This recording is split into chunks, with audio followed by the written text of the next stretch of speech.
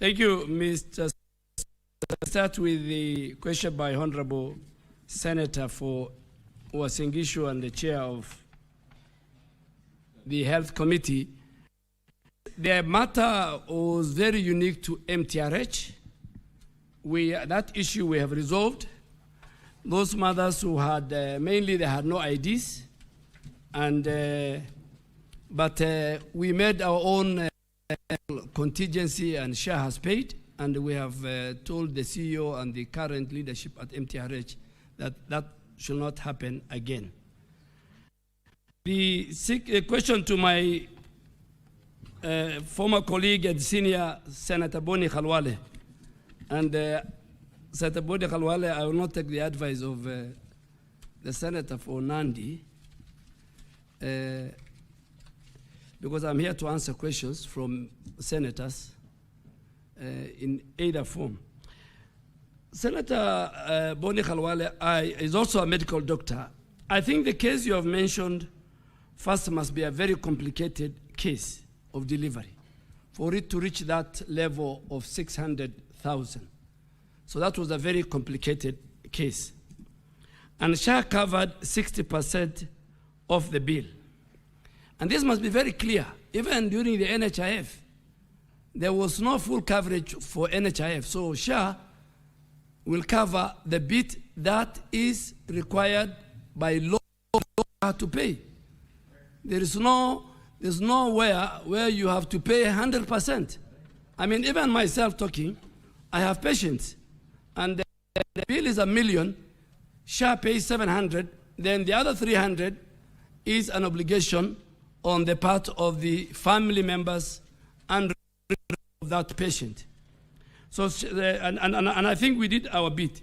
If Linda Mama, there's no Linda Mama that exists. A transition was done, a more comprehensive, better Linda Mama is now anchored in SHA. And Honorable Speaker, I said it when I was answering the question. And in the answers that I have given to the Honorable Senator, if you look at it, there's a table. And I'll give you an example.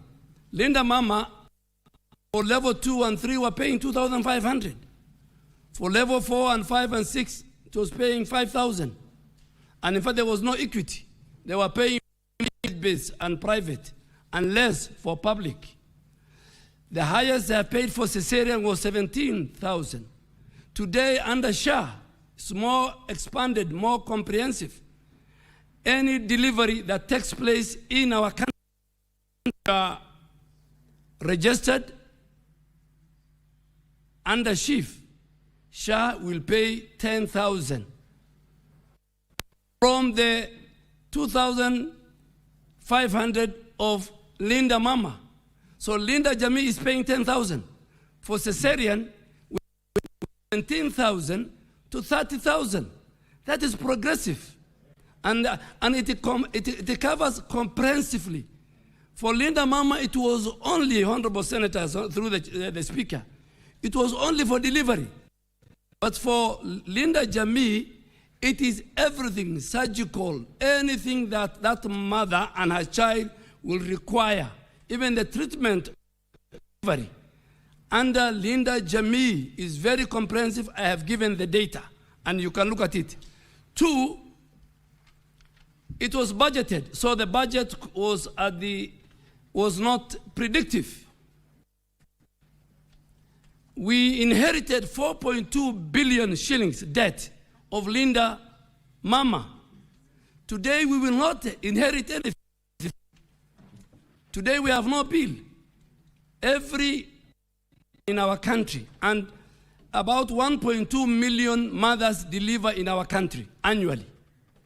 We can give you those who go through SHA. Since SHA inception in October last year, are close to about 690,000. There are many who are delivering maybe at home. There are many who are delivering in private hospitals and paying for themselves. So my senior Honorable Khalwale, this mother could have had a bill of 500K paid, and I'm sure the balance the family will. But I think those are rare cases, are very complicated cases. No more delivery, no more cesarean. You are a doctor. You can do better. Again, with Honorable Mandago, let me just the package, the SHA package, benefit package that covers normal delivery at 10,000, and this package includes all that you require, procedures.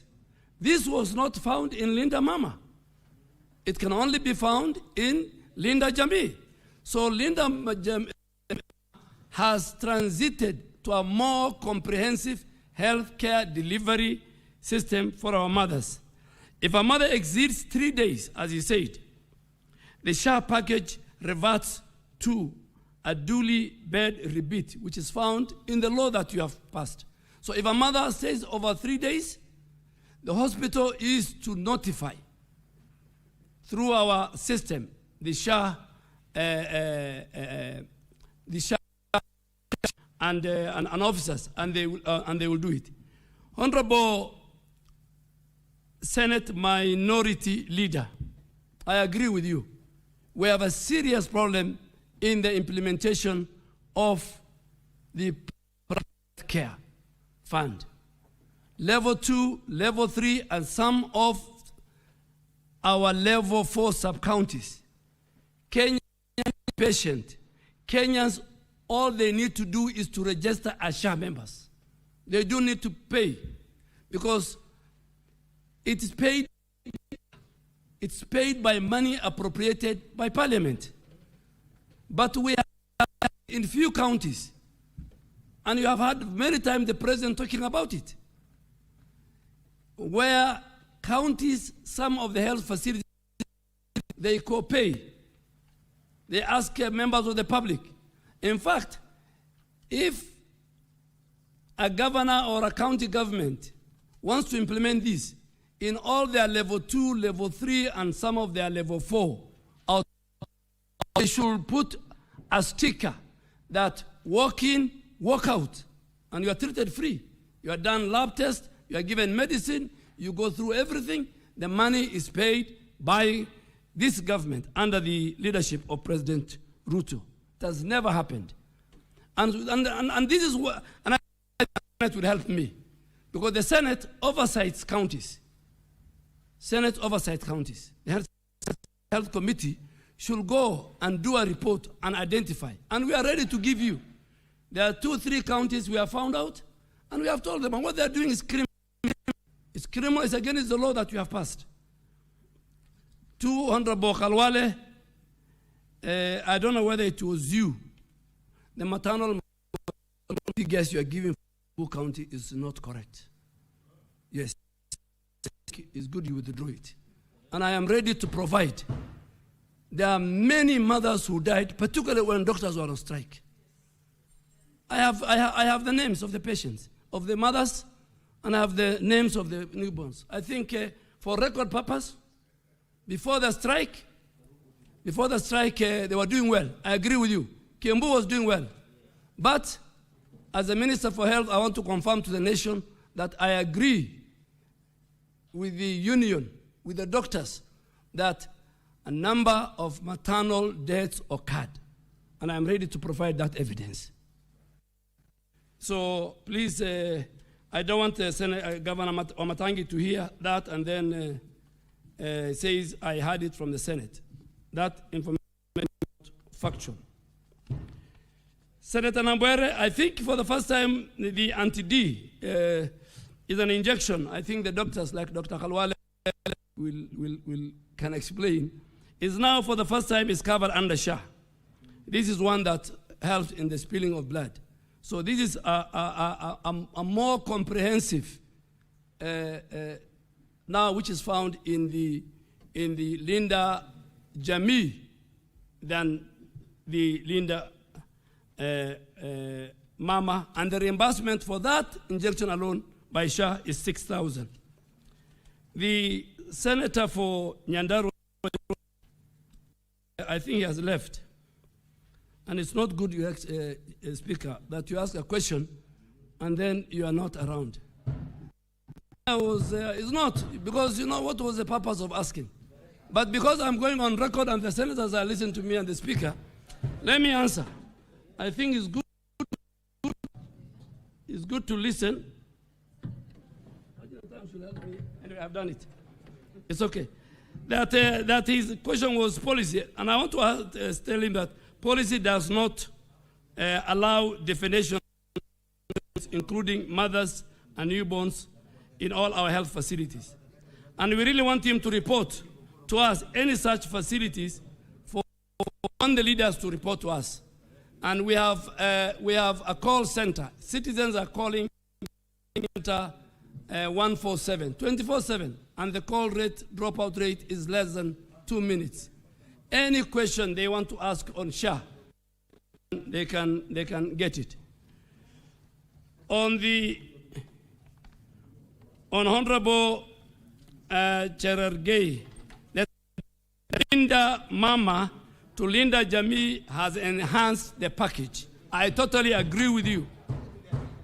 And why do I say so? The tariffs are better by 3 times the tariffs provided and benefits provided under Linda Jamii by President Ruto's government is far much better than the one of the old government. And why do I say so? 2,500 to 10,000 for normal delivery, 17,000 to 30,000 for cesarean section. That alone, in terms of investment alone, is a big difference. And it's a very comprehensive complementary package. And it does not wait for a budget to be allocated. It is not a victim of supplementary reallocations. It is there. Secondly, the 400,000 teenage mothers in our country are fully covered. They just need to walk to any health center with their birth certificate or with their parents' ID. And now we have even developed what we call a special ID, a temporary ID for our teenage mothers. We don't want to encourage that. The Linda Jamii covers the whole family. It doesn't cover only the mother. Linda Mama was covering only the mother. This one is covering the child, even after they leave, so this is a more comprehensive. Linda Jamii now covers, Linda Jamii, Mr. Speaker, covers 28,000 per day. This was not present under Linda Mama. And I really want members to get to the package. Linda Jamii now covers anti-D, as the Honorable Senator Nabwere have asked. I never used to cover that. I can talk the whole day if you ask me to compare Linda Mama and Linda Jamii. It's world apart. It's like first world and first world. So I think we must thank. Prevention of teenage mothers, advocacy, we must do a lot of advocacy. A lot of with our community leaders, with our church leaders. I think it's a responsibility for all of us. We should not promote it, but we have no choice. They are our children, but we must see how we can reduce it. We must ensure our girls enroll in schools and they stay in schools. That is one way we can. We must make sure that school health programs to teach girls and boys about changes of their parental, premarital sex is part of our curriculum. We must have peer-to-peer support for all adolescents. Honorable Speaker, I don't know whether I have left. There was a question by the Senator for Murang'a, Mr. Speaker. I have read the law. I'm coming to the Honorable Senator for Tharaka. Cabinet secretaries by law. We are politicians and we will politic. And I want him to read the Conflict of Interest.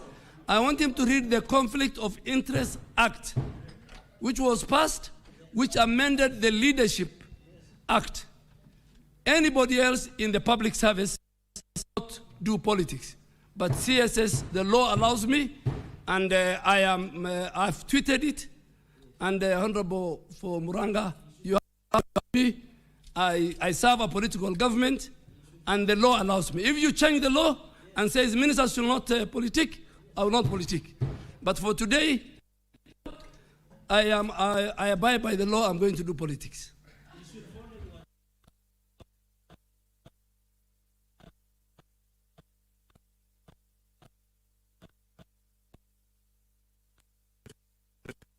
On the senator for Tharaka.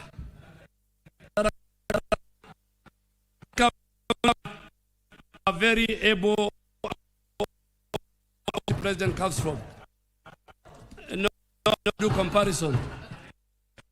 Respect for the former deputy president, about the current senator. Those Kenyans pay is a very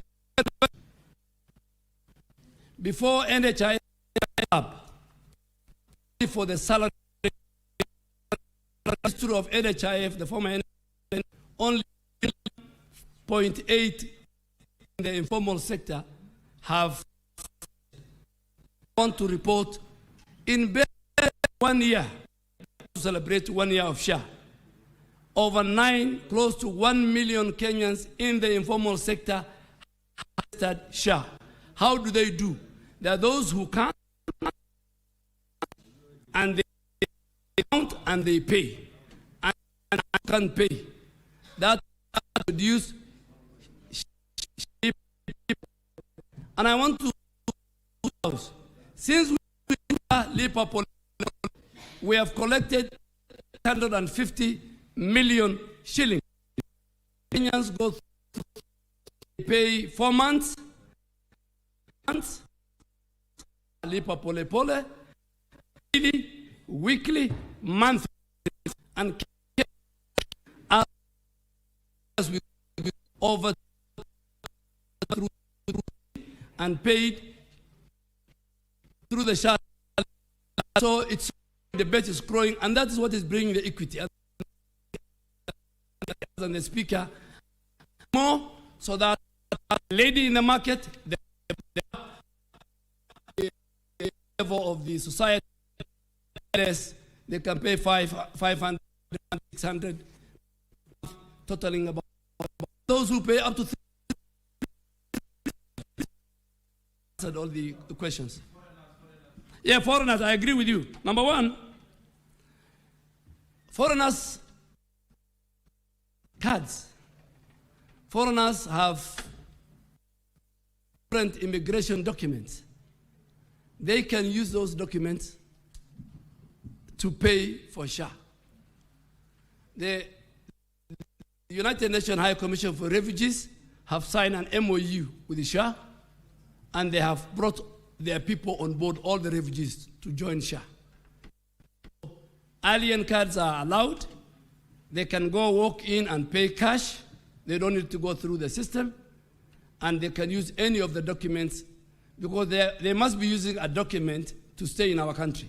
They cannot just be in our country without a document. So the document that they will use can be valid for SHA registration. But the one you have seen, Honorable, my neighbor, Senator Tana River, is the one that is only meant for the people of Kenya.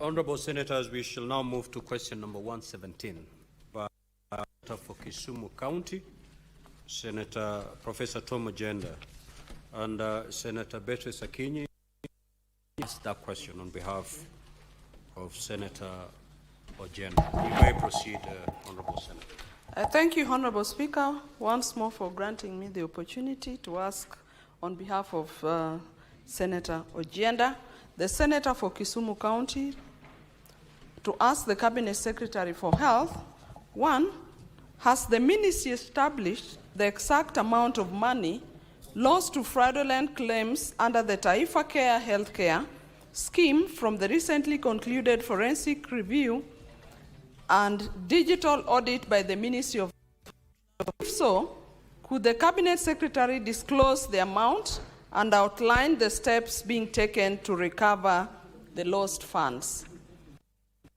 The last question What steps has the government taken to strengthen financial oversight over the Social Health Authority and its associated funds, particularly in respect of procurement processes, internal controls, and overall financial management? Thank you, Honorable Speaker. Honorable CS, you may now respond. Honorable Speaker, a very comprehensive, question one, a very comprehensive forensic review and digital audit was commissioned by the ministry, particularly when I came for the month of, I think, June, July. And this review was executed by the Social Health Authority, the Digital Health Agency that is a custodian of the Digital Superhighway, and the Kenya Medical Practitioners and Dentists Council, together with their colleagues, the Clinical Council, who are the regulators. This review has leveraged on SHA upgraded digital structure, working together with the DHA to identify irregular claims, payments, and anomalies, which were previously undetected in the legacy of the NHIF system. The first one is on financial exposure. Honorable, the SHA system digital audit that led to the immediate and successful rejection of 10.6 billion in claims compliant and fraudulent, and preliminary estimates of this financial exposure related to these irregular payments are in the range of several hundred million shillings. A final verified figure will be communicated once the joint audit of the whole SHA system from October last year, when SHA started, up to this year is complete. This ongoing forensic validation is a proof of the effectiveness of the social health new architecture in uncovering and preventing fraud. And Mr. Speaker and honorable members, fraud globally is about 30%. And we must fight it. And it's not only with the SHA. And for the information of this House, I had a sitting with the other medical insurance, private medical insurance companies in our country. They are suffering, they are not making any profits, because this fraud in our country, medical fraud, is systemic, is historical, and we must deal with it. Number two, what are the preventive reforms under SHA that we have introduced? And so far we have rolled out very robust reforms in order to strengthen governance, in order to put in place transparency and accountability. And how are we doing this? First, we have strengthened our AI-powered digital oversight. Our DHA, Digital Health Agency, has upgraded the next generation artificial and machine learning tools within the SHA claims adjudication platform. This system, Mr. Speaker, detects abnormal claim patterns. It detects inflated bills. It detects duplicate submission. And this is what we call automated pattern recognition. Secondly, we have digital identity verification. The system links each claim to a biometrically verified beneficiaries, ensuring that only legitimate patients and providers are reimbursed, hence safeguarding the public money. Honorable Speaker, if this House is taken through, and I really want you maybe a time to call one to have a retreat to invite us, and we tell you, and I'll give you a good example. Honorable Speaker, when a child is born, when a delivery takes place in a health center, one of the critical documents that the health authority will require, apart from the claim form, is called birth notification. It's good, Senator Khalwale listens to me. He's a doctor, and I want him to go and say it at home. Yes. No, the whole of Kakamega County. Honorable Speaker, the document of birth notification is one of that must be provided with a claim for SHA to reimburse that delivery, reimbursement of or even for 30,000 for cesarean. When you don't submit a birth notification document, whether a child has been born or not, the question lingers. That claim becomes not payable. For example, again, and I am sure Dr. Khalwale and many doctors in the House will agree with me, if you perform surgery, any procedure, and you want to do a claim, and the claim form is a legal document, and you have not attached theater notes, SHA will not,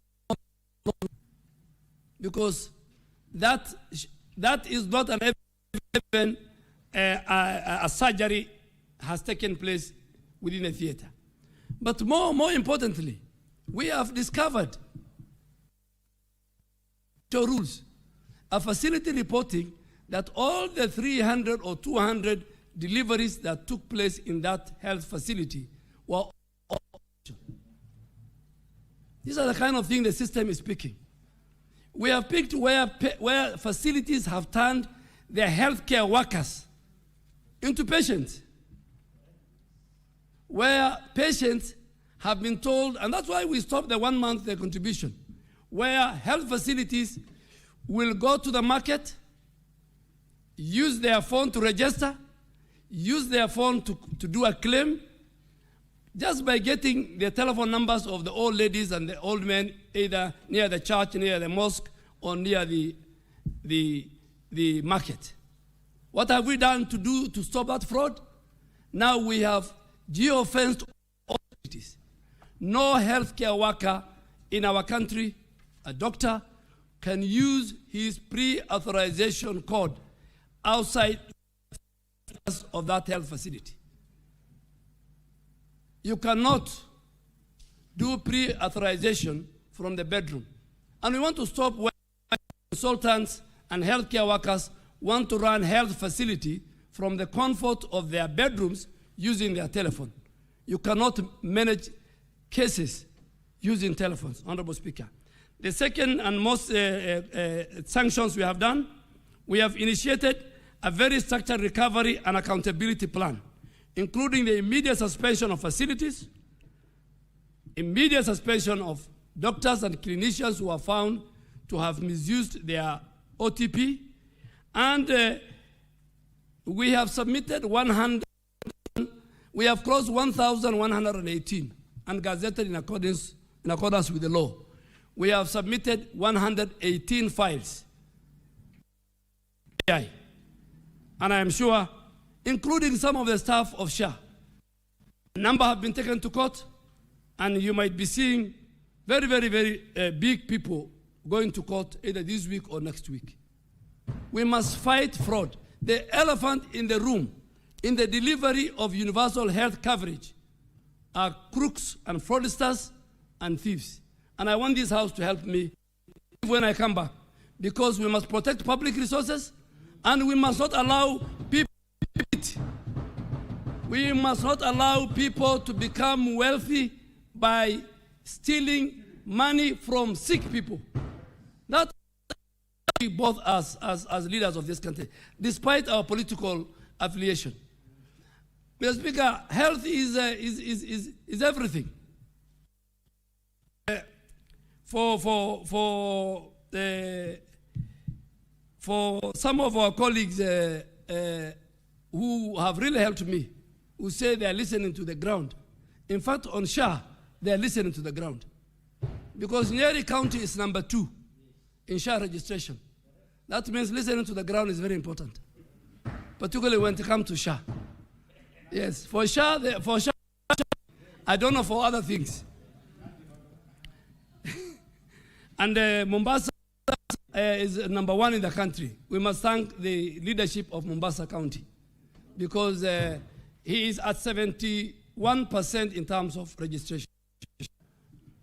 Muranga is one of the top counties in terms of, and I want to thank Governor Kangata. I think he's focused, he's a very progressive leader, particularly when it comes to health matters. And there are many, many others. Order, order, order. Order. Mr. Speaker, I have no mandate to give my views on the senator. My paycheck. Honorable CS, yes. Do not engage the Honorable Senators directly. Thank you, Mr. Speaker. I oblige. The second question, Mr. Speaker, was what has the government taken to strengthen the financial oversight over the Social Health Authority? Honorable Chair, Honorable Speaker and members, the government has initiated several comprehensive measures to enhance financial oversight, transparency and accountability within the Social Health Authority and its associated funds passed by this House. The Social Health Insurance Fund, the Primary Health Care Fund, and the Emergency Critical Illness Fund. How have we secured this? Number one, we have strengthened the governance structure. Today, I'm happy to report that SHA operates under a fully constituted board with an oversight responsibility for financial management, audit, and risk functions. The Audit and Risk Committee monitors and assesses the financial. We have also enhanced the procurement controls. All procurement process within SHA strictly adhere to the public procurement proposal, and we have also complied with the directive of the President and the government on e-procurement system, not only in SHA, but in the whole of the Ministry of Health. It's being implemented, and this is to enhance transparency, ensure competition, and to minimize human discretion in tender evaluations. We have also done automation and financial system integration. Members, SHA has deployed an integrated financial management system that links budgeting, accounting, and reporting functions. And this is to ensure real-time tracking of fund flows and promoting operational efficiency. Second last, we have very clear fund management framework. Each of the three funds under SHA operates under different distinct management frameworks with well-defined allocation criteria, with well-defined mechanism, and with well-defined investment guidelines so that we can prevent the misuse and diversion of funds. Honorable Speaker, finally, we have introduced a very independent audit and monitoring. Audits are conducted to assess our compliance rate. We and the Office of the Auditor General carries out an annual audit of SHA accounts to promote transparency and accountability in how we utilize this fund. Honorable Speaker, these measures I have said collectively reinforces accountability. They will safeguard public resources, and above all, they will ensure shilling contributed towards universal health care and appropriated by this House and is paid by the Kenyan citizens is used efficiently, transparently, only for the intended. Thank you, Honorable Speaker. Senator Beatrice Akinyi, do you have any supplementary questions? Yes, Honorable Speaker, I have. Thank you.